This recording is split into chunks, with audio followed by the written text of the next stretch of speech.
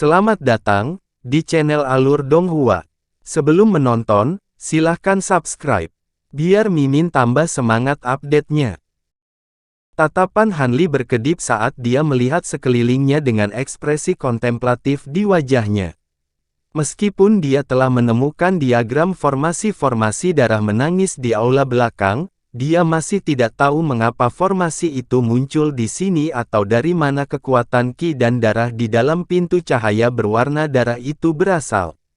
Melihat ekspresi Eke, dia mungkin tahu sesuatu. Hanli mengangkat kepalanya untuk melihat ke langit saat pikiran melintas di benaknya. Eke dan Sasin telah meninggalkan tempat ini tanpa ragu. Tampaknya kerangka orang suci itu pasti tidak ada di sini dan kemungkinan besar tersembunyi di kedalaman reruntuhan besar.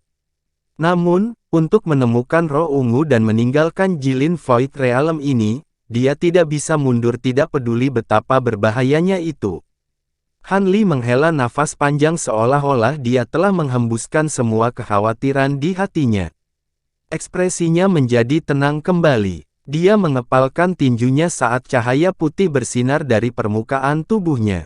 Bintik-bintik cahaya yang tebal muncul di sekujur tubuhnya, dan jumlahnya sebanyak 475.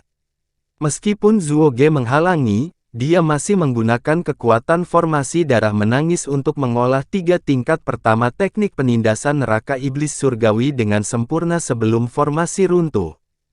Selanjutnya, botol penahan langit di tubuhnya telah menyerap sebagian besar kekuatan formasi darah menangis. Di masa depan, dia bisa menggunakannya untuk membuka celah mendalam lainnya. Dengan kultivasi tubuh jasmaninya, meskipun dia masih bukan tandingan Eke dan Sasin, selain mereka berdua, tidak ada orang lain dari kota Suan dan kota boneka yang cocok untuknya. Selain itu, dengan kecepatan teknik gerakannya, dia seharusnya memiliki kepercayaan diri untuk melarikan diri bahkan jika dia harus menghadapi Eke dan Sasin. Hanli dengan cepat menarik cahaya putih dari tubuhnya dan melompat kembali ke tanah. Dia mengalihkan pandangannya ke sisi lain dari kolam darah. Chen Yang dan Suan Yuansing masih berdiri di sana, tak bergerak. Dia membuat segel tangan dan menunjuk. Cahaya kristal menyala di atas kepala mereka saat banyak rantai kristal ditembakkan. Chen Yang dan Suan Yuansing memindahkan tubuh mereka dan segera pulih. Mereka berdua melihat sekeliling dan melihat bahwa aula itu berantakan. Itu bahkan lebih rusak dari sebelumnya, dan selain Hanli, tidak ada jejak orang lain. Ekspresi mereka berubah. Rekan Li, kamu, aku. Chen Yang memandang Hanli dengan sedikit malu dan tergagap. Orang-orang dari kota boneka sudah pergi. Jika kalian berdua ingin mengejar mereka, silakan. Hanli berkata dengan acuh tak acuh sebelum mengabaikan mereka berdua. Dengan goyangan tubuhnya, dia berubah menjadi gumpalan asap hijau dan terbang keluar dari lubang besar di dinding. Di luar, Hanli melihat sekeliling dan tidak bisa menahan cemberut. Di alam rahasia reruntuhan besar, kekuatan kesadarannya tidak bisa banyak berguna. Dia hanya bisa dengan hati-hati menyelidiki fluktuasi yang tersisa di sekitarnya untuk menentukan kemana perginya Sasin dan yang lainnya. Namun, terlalu banyak waktu telah berlalu, dan jejak yang tersisa di kehampaan terlalu tersebar.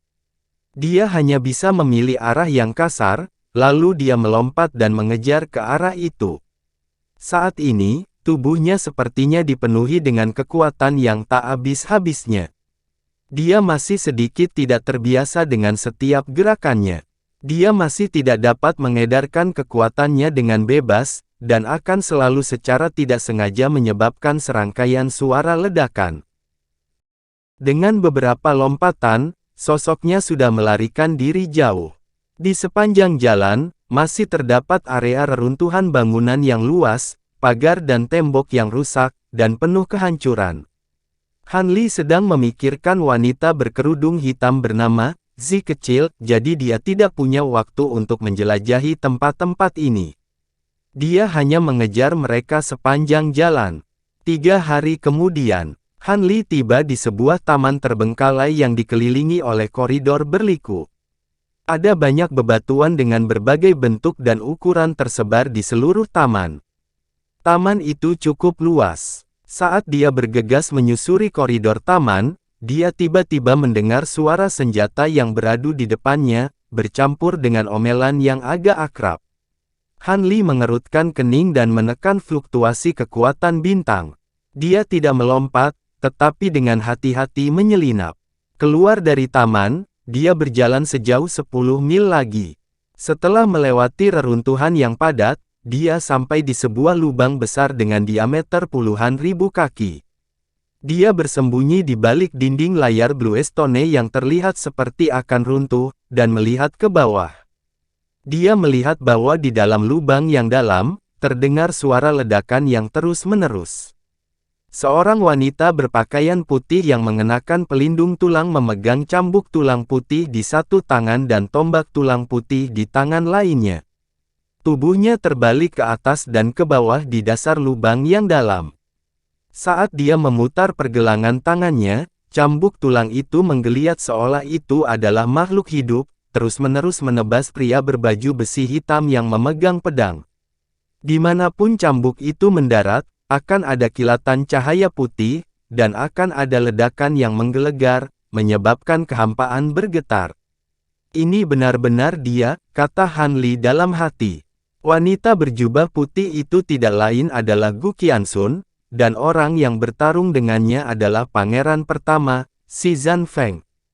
Tidak ada yang tahu kapan, tapi dia telah berubah menjadi satu set baju besi setan ungu, yang bersinar dengan cahaya ungu. Dia menggunakan baju besi untuk memblokir cambuk panjang Gu Qianxun, sepenuhnya menahan serangan itu. Dia juga memegang pedang tulang putih di tangannya, dan terus mendekati Gu Qianxun. Ada 3 lubang berdarah di perut bagian bawah Gu Qianxun, dan darah telah menodai bajunya, membuatnya tampak seperti bunga plum yang mekar di salju.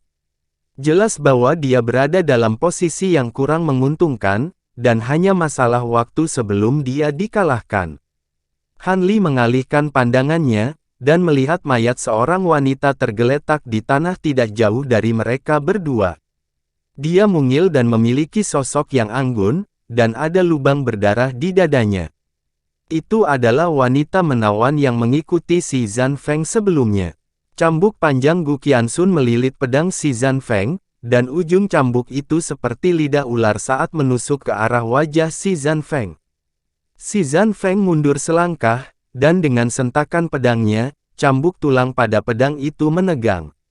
Merusak. Dia meraung, dan titik astral pada pedang di tangannya bersinar terang, dan kekuatan tirani bintang-bintang tiba-tiba meledak.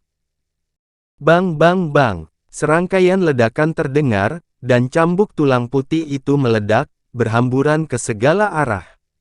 Gu Qianxun terkena gelombang kejut, dan luka di perut bagian bawahnya semakin parah, menyebabkan dia terhuyung mundur selangkah. Xi Zanfeng telah menangkap pedangnya, dan dia menebasnya dengan kekuatan besar. Wajah Gu Qianxun pucat, dan dia memegang tombak tulangnya secara horizontal, menghalangi serangan, yang berbenturan dengan pedang. Kekuatan besar datang runtuh, dan lantai batu hitam retak. Lutut Gu Qianxun ambruk, dan dia memuntahkan seteguk darah lagi. Wajahnya pucat, dan tubuhnya gemetar. Xi Zanfeng menjentikkan tombak tulangnya, dan menempatkan pedangnya di lehernya. Dengan ekspresi galak, dia berkata, "Siapa yang menyuruhmu menyelinap menyerangku?" Mata Gu Qianxun sedikit linglung, dan dia melirik mayat di kejauhan, merasa sedikit kasihan. Jika bukan karena wanita ini mempertaruhkan nyawanya untuk memblokir serangan itu untuk Xi Zanfeng, dia akan memiliki kesempatan untuk membunuhnya. Jika kamu ingin membunuhku, maka bunuhlah aku. Apa gunanya meminta begitu banyak? Gu Qianxun menarik napas dalam-dalam dan berkata perlahan. Aula 1000 perangkap masih menungguku, dan aku tidak punya waktu untuk disia-siakan bersamamu. Karena kamu ingin mati, aku akan mengabulkan permintaanmu. Xi Zanfeng tertawa dingin, dan dia mengangkat pedangnya, bersiap menebas kepalanya. Pada saat ini, suara "Shou" menembus udara. Bola api ditembakkan, dan dengan dentang itu menghantam pedang Xi Zanfeng. Kekuatan bola api itu tak terbayangkan, dan menyebabkan Xi Zanfeng tersandung. Xi Zanfeng melirik tanda pada golok tulang, dan menyadari bahwa itu adalah batu yang telah meleleh, dan mengalir ke bawah bilah golok. Dia menoleh untuk melihat jauh, dan melihat sosok tinggi memegang 3-4 batu seukuran kenari di tangannya. Dia melemparkan mereka ke atas dan ke bawah, dan dia berjalan perlahan.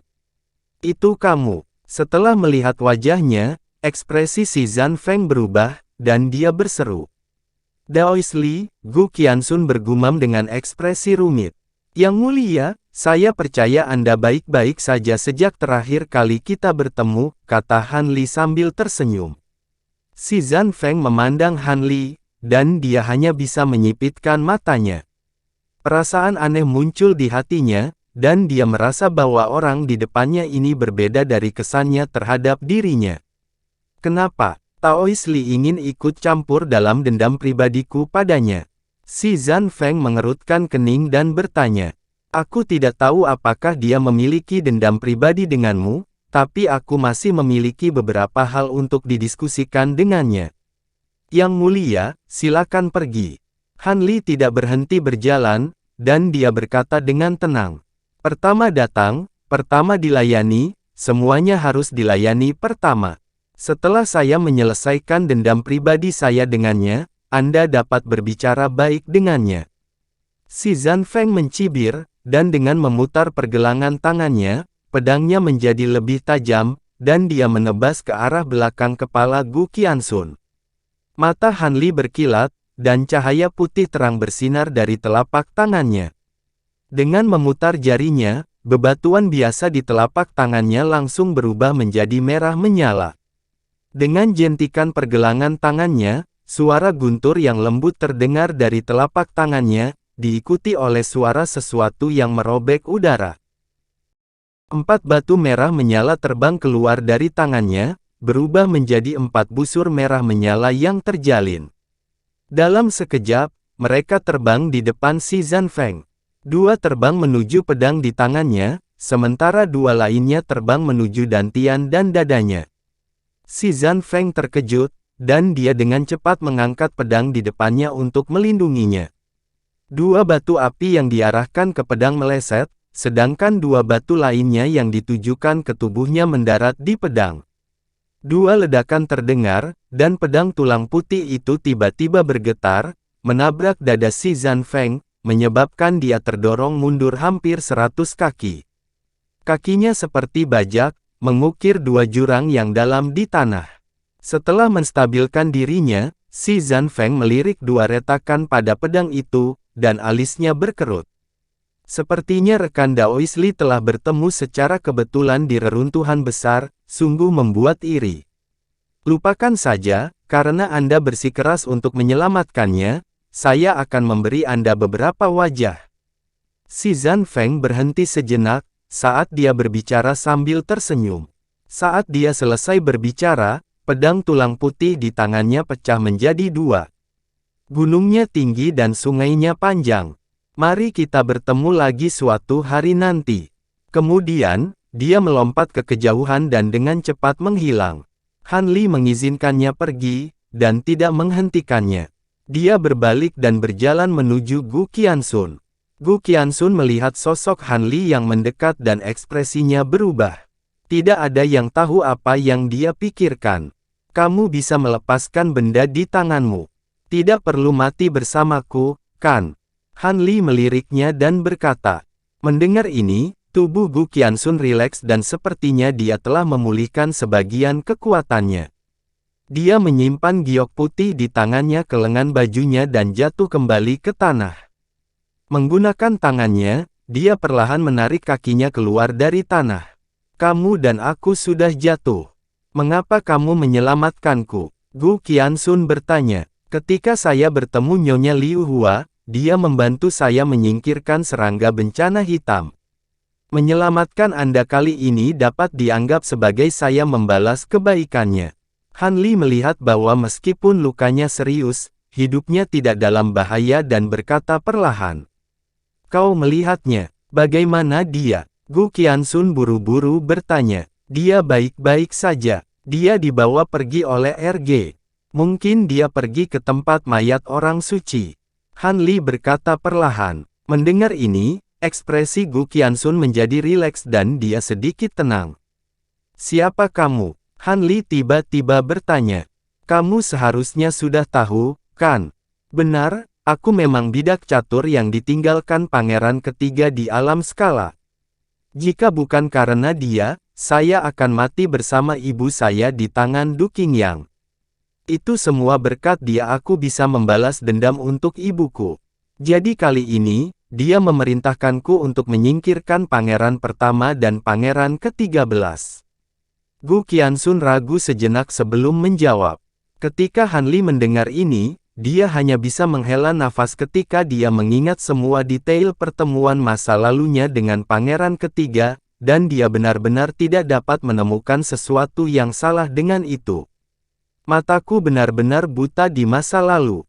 Aku tidak bisa melihatnya. Berpikir bahwa Han Li membicarakannya, Gu Qianxun tersenyum pahit dan berkata, jika memungkinkan, aku benar-benar tidak ingin menjadi musuhmu. Ketika Han Li mendengar ini, dia mengerutkan kening dan berkata, kamu bisa pergi dan membunuh pangeran tertua.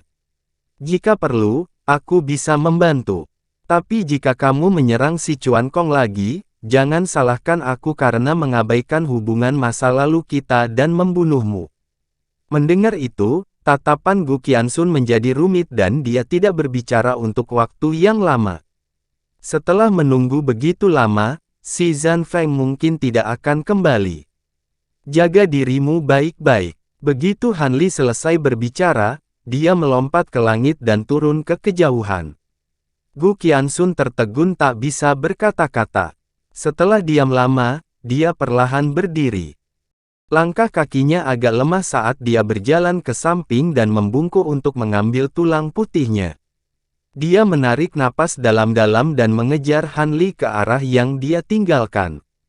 Sosok Han Li naik dan turun di antara reruntuhan bangunan, kecepatan gerakannya sangat cepat. Pada saat ini, alisnya sedikit berkerut dan emosinya berantakan. Perjalanan ke alam kosong Jilin ini menghabiskan terlalu banyak waktu. Dia berpikir bahwa dia akan dapat kembali segera, setelah dia menemukan roh ungu, tetapi dia tidak menyangka akan terjebak dalam pertempuran kacau antara kota Suan dan kota boneka. Saling menipu antara kedua kota sudah cukup membuat pusing. Sekarang, sudah jelas bahwa pangeran pertama si Zhan Feng dan pangeran ketiga si Po Kong juga terlibat.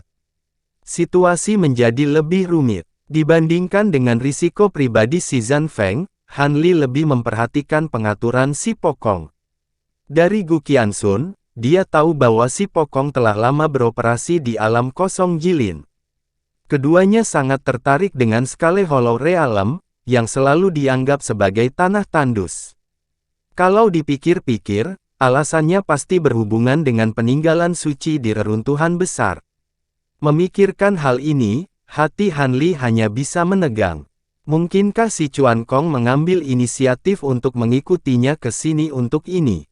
Daripada menebak-nebak, kenapa aku tidak memikirkan apa yang terjadi dengan Taois Xie? Han Li menertawakan dirinya sendiri. Sejak dia memasuki alam kosong Jilin, dia menyadari bahwa hubungan antara dia dan Taois Xie menjadi semakin lemah.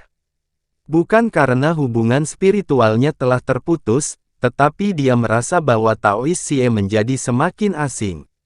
Memikirkan kembali isi slip giok yang diberikan Taois Xie kepadanya, Han Li menjadi semakin ingin tahu tentang motif Taois Xie. Dia bahkan merasa bahwa pemilik yang disebutkan Taois Xie mungkin adalah Saint Course, atau pemilik reruntuhan besar sebelumnya. Kalau tidak, mengapa slip giok mencatat lokasi yang tepat dari bola berlubang dan metode untuk mendapatkannya? Pada saat ini, rute yang dia kejar juga secara kasar disebutkan di slip giok. Setelah melakukan perjalanan beberapa ratus mil, dia mulai melihat area reruntuhan yang luas di sepanjang jalan. Jejaknya pada dasarnya baru, dan menutupi area yang luas. Mereka sepertinya tertinggal oleh pertarungan antara RG dan Sasin. Han Li akan berhenti untuk menyelidiki sebentar sebelum melanjutkan pengejaran. Waktu berlalu dalam sekejap mata, dan setengah bulan lagi telah berlalu. Setelah pengejaran tanpa henti, Han Li akhirnya tiba di sebuah alun-alun batu putih yang menempati area yang sangat luas. Alun-alun itu dikelilingi oleh 4 menara bertingkat 9 yang berdiri di 4 sudut alun-alun. Di tengah alun-alun berdiri sebuah istana megah dengan atap kaca yang jauh melampaui semua istana dan paviliun lain yang pernah dilihatnya di reruntuhan besar. Berbeda dengan reruntuhan yang mereka lihat di sepanjang jalan, istana kaca bundar ini masih terawat dengan baik. Baik itu genteng atau pilar raksasa di sekitar istana, semuanya seterang baru, tanpa jejak waktu sedikit pun. Han Li melihat ke kejauhan dan melihat bahwa di dalam istana, ada 2 pintu berukir besar yang terbuka lebar. Di atas ambang pintu yang tinggi tergantung sebuah plakat emas dengan 3 karakter kuno besar tertulis di atasnya. Istana 1000 jebakan, Han Li bergumam, dan dia tiba-tiba teringat bahwa si Zhan Feng pernah menyebut nama ini sebelumnya. Dengan mengingat hal itu, alisnya berkerut, dan dia menekan fluktuasi aura di sekujur tubuhnya sebelum dengan cepat mendekati istana. Saat dia mendekati istana, Han Li memperhatikan bahwa sejumlah besar rune bintang mulai muncul di batu bata di tanah. Mereka menyebar dalam radius ribuan kaki di luar istana, dan terlihat jelas bahwa itu adalah formasi rune yang sangat rumit. Ketika dia sampai di koridor di bawah istana, formasi rune berubah lagi, dan formasi rune lain diintegrasikan ke dalamnya. Saat dia mendekati pintu istana, Han Li memperhatikan ada bekas luka bakar di mana-mana di pintu yang terbuka. Pembatasan asli telah dihancurkan sepenuhnya. Dia tidak terburu-buru memasuki istana. Sebaliknya, dia meregangkan tubuhnya dari samping dan melihat ke dalam. Dia melihat bahwa istana dalam keadaan kacau. Ada rak batu, meja, dan kursi di mana-mana, dan beberapa di antaranya telah hancur menjadi bubuk. Jelas bahwa telah terjadi perkelahian besar. Han Li menahan napas dan mendengarkan dengan penuh perhatian sejenak. Dia menyadari bahwa istana benar-benar sunyi, dan sepertinya tidak ada suara sama sekali. Sosoknya melintas, dan dia memasuki istana. Aula itu kosong. Tidak ada tanda-tanda Eko dan yang lainnya, maupun Sasin dan yang lainnya. Hanya ada pecahan meja dan kursi yang tersebar di seluruh lantai, dan boneka lapis baja tinggi. Han Li sedikit mengernyit, dan dia dengan hati-hati menjelajahi istana. Setelah beberapa saat, dia menemukan bahwa boneka berlapis baja ini tampaknya memiliki asal yang sama dengan yang dia lihat di reruntuhan-reruntuhan besar lainnya. Mereka bukan boneka yang dikendalikan oleh kota boneka, jadi mereka seharusnya boneka yang awalnya menjaga istana. Pada saat ini, dia tiba-tiba melihat sekilas kursi batu hitam yang tidak mencolok yang masih berdiri di tempat aslinya, di samping tumpukan meja dan kursi yang rusak di belakang istana. Dia berjalan maju dan mengitari kursi batu, dan sudut mulutnya membentuk senyuman. Han Li meraih bagian belakang kursi batu hitam dengan kedua tangan, dan tiba-tiba memutarnya ke satu sisi dengan paksa. Suara gesekan terdengar, dan terowongan hitam pekat muncul di samping kursi batu, memanjang di bawah tanah. Han Li ragu-ragu sejenak, tapi dia tetap melompat ke dalam terowongan, dan berjalan menuruni tangga batu di dalamnya. Setelah berjalan ribuan kaki dalam kegelapan, ada sebuah pintu setinggi manusia di ujung tangga batu. Ada gumpalan angin dan semburan suara tidak jelas yang datang dari dalam. Han Li pertama-tama memperlambat langkahnya, dan mencoba mengurangi kebisingan yang dia buat. Ketika dia dekat dengan ambang pintu, dia menggunakan teknik White Sun Soaring, dan sosoknya tiba-tiba melintas, dan dia memasuki ambang pintu. Begitu memasuki gua, pikiran Han Li sedikit rileks. Tidak ada seorang pun yang berbaring menyergap di dalam gua. Dia bersembunyi di balik batu aneh yang tingginya setengah dari seseorang, dan dengan hati-hati melihat ke depan. Di depan batu aneh itu ada danau darah besar yang menutupi area seluas ribuan kaki. Itu dipenuhi dengan darah merah tua, dan sedikit beriak seperti air danau. Permukaan danau ditutupi dengan lapisan cahaya merah darah, dan berkelap-kelip dalam kabut darah yang kabur. Han Li mencari di permukaan danau untuk waktu yang lama sebelum matanya tiba-tiba berkilat, dan dia melihat peti mati kristal mengambang di tengah danau. Peti mati kristal lebar di bagian atas dan sempit di bagian bawah, dan ukurannya lebih dari 100 kaki. Itu benar-benar transparan, dan ada rune yang sangat rumit yang tertulis di permukaannya. Han Li dengan hati-hati memeriksanya dan menemukan bahwa meskipun pola jimatnya rumit, mereka memiliki pentagram pada intinya. Namun, setidaknya ada 5 formasi jimat lain yang tertanam di dalamnya, dan semuanya saling terkait satu sama lain dengan cara yang sangat rumit. Di dalam peti mati kristal, Han Li melihat mayat yang tingginya lebih dari 100 kaki, dan tulangnya sehalus batu giok. Hanya dari penampakan mayatnya, orang bisa dengan jelas melihat ada tulang tajam di kepalanya, dan ada taring panjang di mulutnya. Tampaknya ada lapisan pola seperti sisik yang menutupi tulangnya, menandakan bahwa itu adalah mayat makhluk jahat. Tepat pada saat ini, hati Han Li sedikit tergerak, dan dia sepertinya telah mendeteksi aura Daoist Xie, tetapi dia tidak dapat menentukan lokasi tepat Daoist Xie. Setelah beberapa saat merenung, dia segera menutup matanya dan mulai dengan hati-hati merasakan sekelilingnya dengan indera spiritualnya.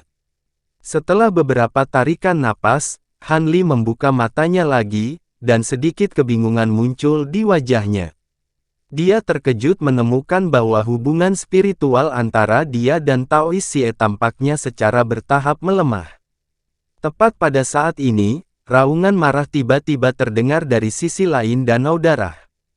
"Kamu pengkhianat, apakah kamu benar-benar akan terus keras kepala?" Han Li buru-buru mengalihkan pandangannya ke arah sumber suara, hanya untuk menemukan bahwa para pembudidaya kota boneka berhadapan dengan Egi di bawah kepemimpinan Sasindi. Nyonya Liu Hua berdiri di belakang Egi, dan si Chuan Kong pingsan di kakinya. Tidak diketahui apakah dia masih pingsan atau telah ditahan oleh Egi.